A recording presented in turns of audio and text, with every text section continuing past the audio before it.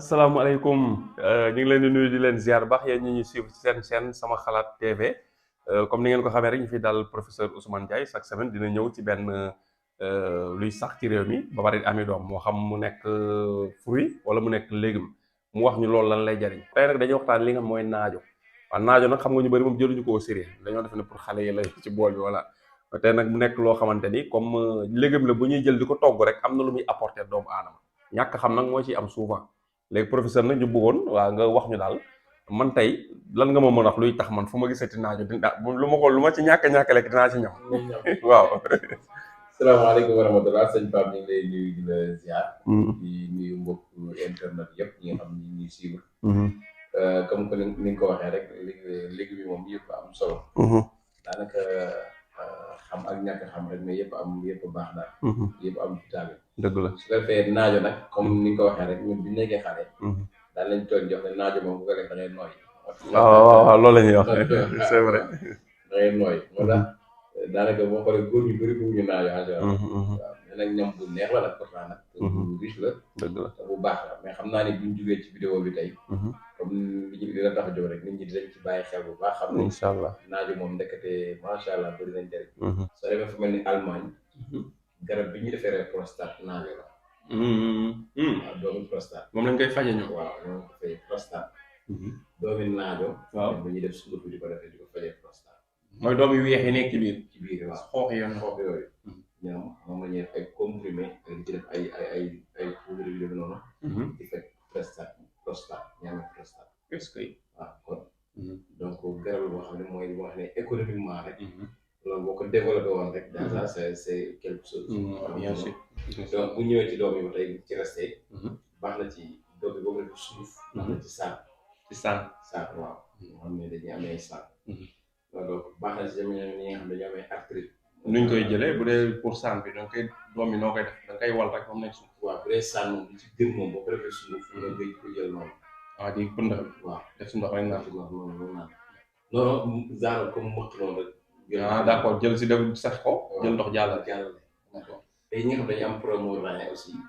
dañuy jël 5 graines 5 doom rek wala 10. di ko yëy aussi par jour. chaque jour nga jël 5 wala 6 doom di ko yëy. loolu doom bi tamit baax na ci ñi nga xam dañu am problème mu rein. waaw boo koy jël tamit ñi nga xam dañu am problème mu calcul rénal moom xeetu ndaw sew yi nekk ci rein yi. yooyu tamit boo koy jël doomu naajo boobu. da koy éliminer. da koy dindi quoi. est-ce que incha allah. bu fekkee tamit yaa ngi jël naajo bi. moo xam doom bi la wala lekk ko. bu yàggee nga koy faral di def bu yàgg nag dina dem ba day neexal sa gis-gis. naajo si boppam. waaw bi ñu togg ci biir bool. waaw mooy jël lu bari fa day dem ba sa gis-gis. day leeral ba day leeral ba waaw kay day leeral ba.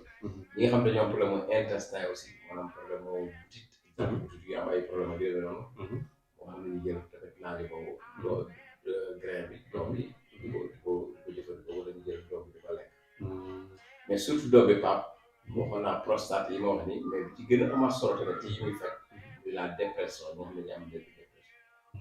ci wàllum xel. ci wàllum cerveau quoi. cerveau. su ñu amul doomu naajo boobu.